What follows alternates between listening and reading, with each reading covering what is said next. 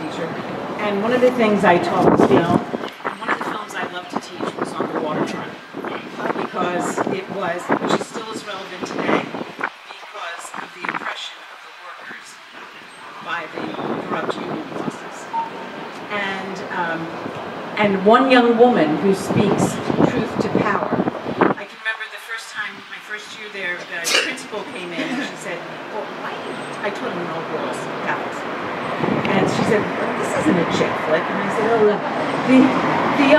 it's the young woman in this film who makes the Brando character, Terry, find his conscience and do right.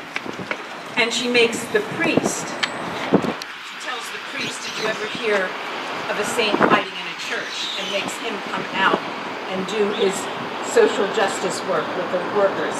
But one of my favorite conversations is what happens. I said, she is the catalyst for making things happen.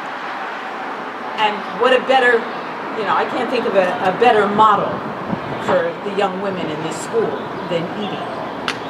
And she has a conversation with Terry where she says to him, she asks him about his past. And as he begins to tell her, he says, well, what do you really care, right? Am I right? And she says, shouldn't everybody care about everybody else? I mean, isn't everybody a part of everybody else? And Terry's response to this is, what a fruitcake you are. I mean, you absolutely believe that rule? And she says, yes, I do. And then he shares his philosophy, which is, do it to the other guy before he does it to you. And that, to me, is what we are seeing so much in the past. In the past, I was going to say past 2.5 years in recent months. And it breaks my heart. And I, like you, Bill, have said, well, I come here every week. Why am I that fruitcake? Is that how I feel? And then I thought to myself, no, this matters, because just as Bill said, I thought to myself, every time I'm out here, maybe I can change one person's mind. Maybe one person who walks by won't think we're a bunch of fruitcakes, but might see our message and see that we have something valuable. Or, as you were saying, if we go out and canvass, and I'm going to do that, I'm going to sign up to canvass for RAD, which I've never done before, because maybe on a one-to-one level, I can change one person's mind.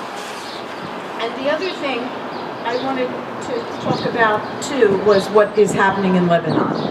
I am half Lebanese. My father's family was from Lebanon.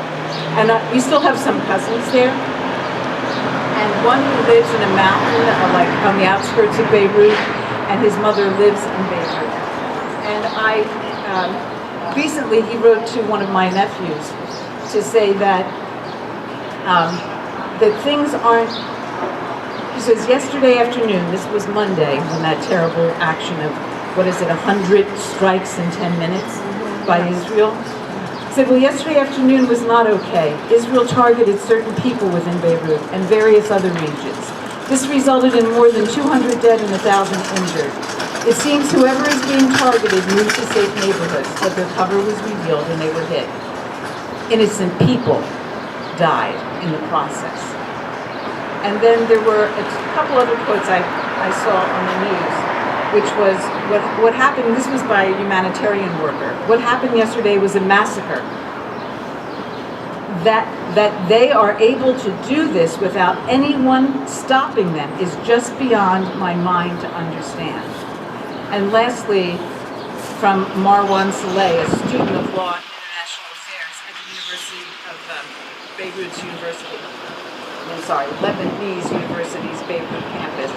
I feel betrayed and devastated. I will never look at the United States of America the same way, he said.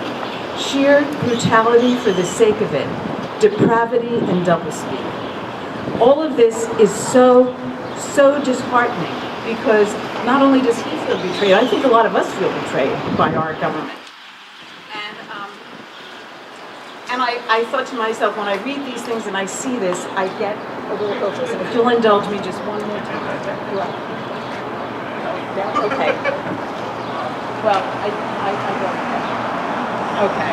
But think of Anne Frank and her belief that there is still goodness in this world. Thank you.